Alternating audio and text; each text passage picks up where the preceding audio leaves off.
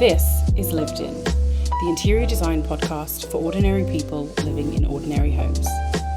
This season is called Voice Notes, an audio newsletter covering art, architecture, and one good piece of interior design advice. Let's get into it.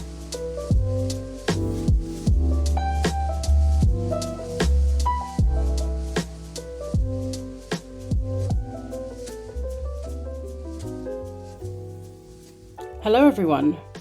Let's go ahead and get straight into this week's episode. The art this week it feels very zeitgeisty for me, I will admit. The art is by Nieves Gonzalez, and it's called La Sunta y el Cisne, I think. My Spanish pronunciations are not fantastic. But the reason it feels zeitgeisty is if you click through to the newsletter, you'll see it's a woman in a giant puffer coat holding a swan. And this artist is actually the same artist that did Lily Allen's West End album art. So if you're familiar with Lily Allen, she's a British pop star, but that doesn't feel right, honestly, as a categorization. And she just had an album come out. She was previously married to one of the actors, David, why is his last name escaping me? David something. He's in Stranger Things. And so she just had this whole album come out, and it talks a lot about the end of their relationship and things that went wrong. But the artist who made the album art is phenomenal. They feel like modern Baroque. And I have to share this because it's very in line with being a newsletter-based podcast, if you want to call us that. I actually discovered the artist through Rose Florence, who has an incredible Substack talking about art all the time. So this is actually the first piece, I believe, that I've pulled from her Substack and posted in my own.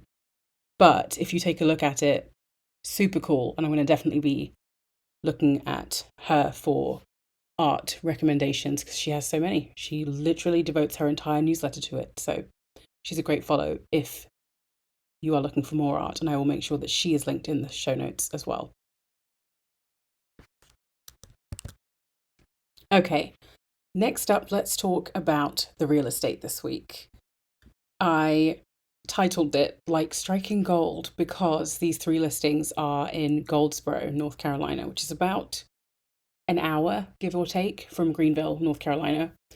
And these are just really cool properties. Something that I have really enjoyed about living in Eastern North Carolina is discovering that there's some really cool architecture spread out. It doesn't feel, I think when I compare it to West Palm Beach, Florida, where I used to live before, it doesn't feel as historic and significant as the architecture there does. A lot of the original architecture there does. But actually, the more you spread out, the more you travel, the more you see that there's a lot of cool architecture all around. So here are 3 of those. The first one is 1409 East Mulberry Street. It is a 1930s colonial style home, so quite symmetrical looking from the front. And it has these beautiful bay windows on the first floor, a lovely all-season brick porch, original hardwood floors, and the 1 acre lot that it sits on is beautifully landscaped. So go take a look at that one. It was clearly touched by someone with an eye. It feels very Martin. Goodness gracious, all of these names are leaving me. The interior designer from the interior design show on Netflix who did Sharon and Ozzy Osbourne's place. Martin Lawrence Bullard. That's his name. I'm not crazy and I'm not losing it. Anyway, the interior feels very much like something that he would have touched and he would have done, which is very cool for being in, again, Goldsboro, North Carolina, and not Los Angeles. So take a look at that one. The second one is 1112, so 1112, 1112 Park Avenue. And if you love craftsman homes, please look at this one because it's exemplary. It is very respectfully preserved, 1918, a bungalow, original pine floors, pocket doors that work, so the best kind, soaring 10-foot ceilings, really charming built-ins. I think the showstopper for me when I looked at this one was a bookcase. Come hutch. It was very nice. And then it also has one of the coziest screened porches that I have ever seen. I love a screened porch. If you've listened to the podcast for a long time, you'll know that mine is destroyed. And it remains that way. But this is a really cozy one, so go and take a look at that one. And then our last property this week is 672 Lake Waccana Road. I'm hoping I'm saying that correctly. It could be, how else would you pronounce that? Waccana. But I say Waccana. Who knows? 672 Lake Waccana Road. And this is very much a wow house. So you enter through these double front doors. There's a spacious double height entryway with marble floors. And then you walk under a mezzanine kind of walkway to get into a wide open living room that has this stunning centerpiece of a fireplace. And then the kitchen. I actually think the kitchen in this one is my favorite. It has been remodeled in keeping with the grandeur of the rest of the home, and it feels very traditional and English. So it has the inset cabinetry in a creamy white colour, white stone countertops. So much to love. Make sure you click the link and take a look at that one. Okay, time for our room study. The title of this episode comes from the title of this section this week, Making the Case for Editing. And this was essentially inspired. Sometimes people say that I talk fast, and every now and then I'll catch myself.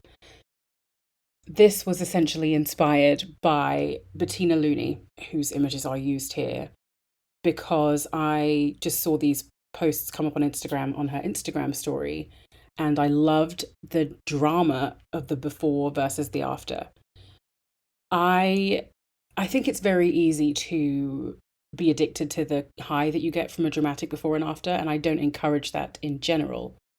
But when I looked at this, I think the reason I liked it so much is because instead of adding in all this stuff, she actually pared back. She edited the space to make it better.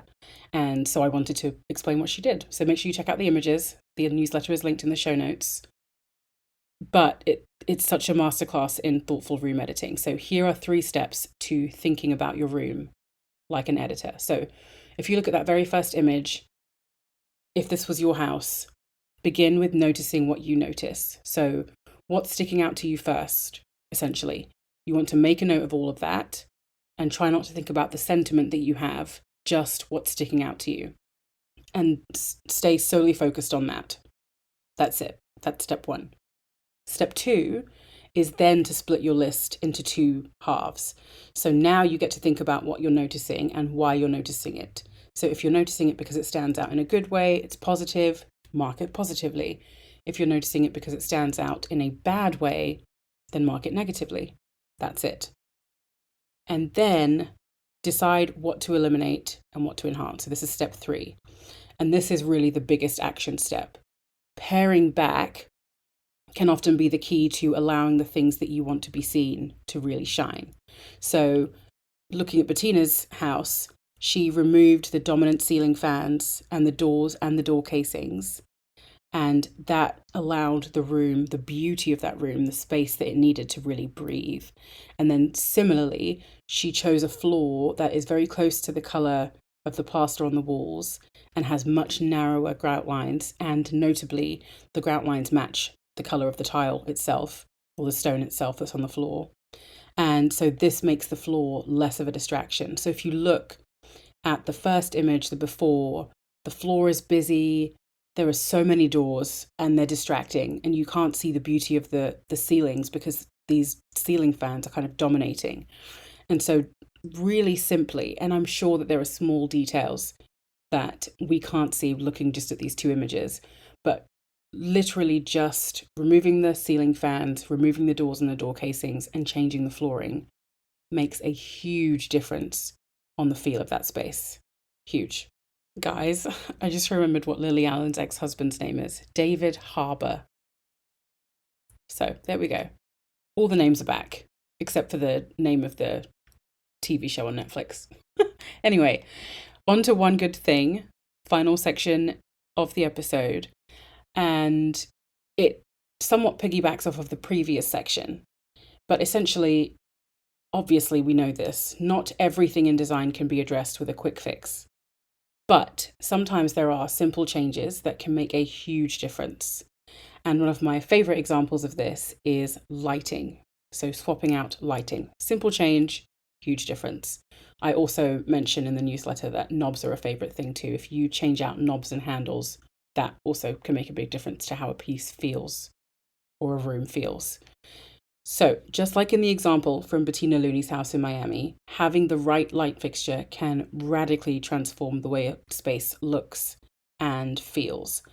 In previous newsletters and in previous episodes, I think I've included an image of a room with really tall ceilings, and it has these giant lights that are strung from the ceiling really low down. And the effect is that the space doesn't feel so enormous. Instead, it feels cozy. So really using the right light fixture can be a game changer.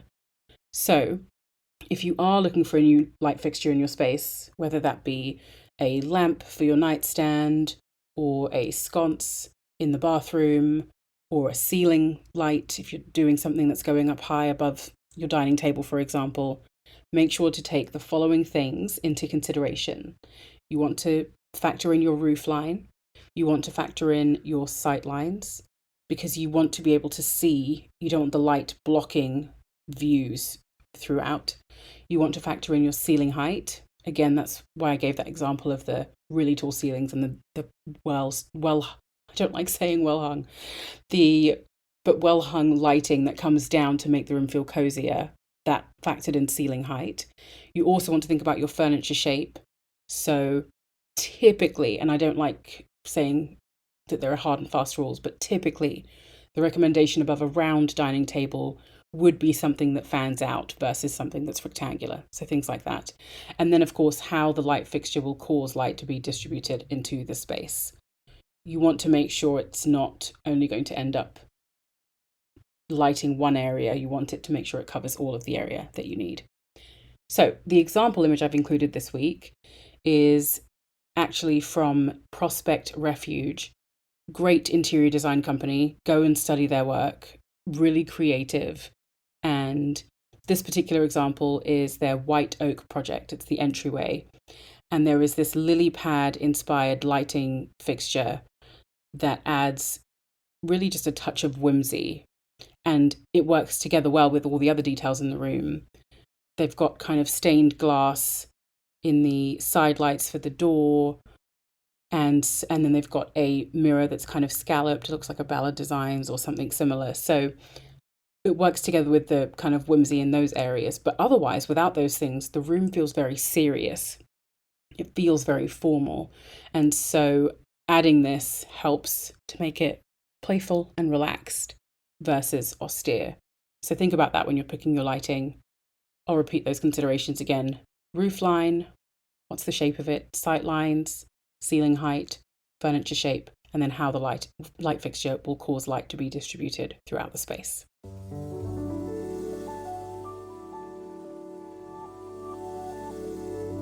That is it for this week, guys. I'd love to know what you've enjoyed the most out of last week's newsletter and this week's episode. What did you enjoy looking at? Which section did you enjoy the most? Which sections are you enjoying the most in general? Give me that feedback. But otherwise, I will see you next week. Have a great week.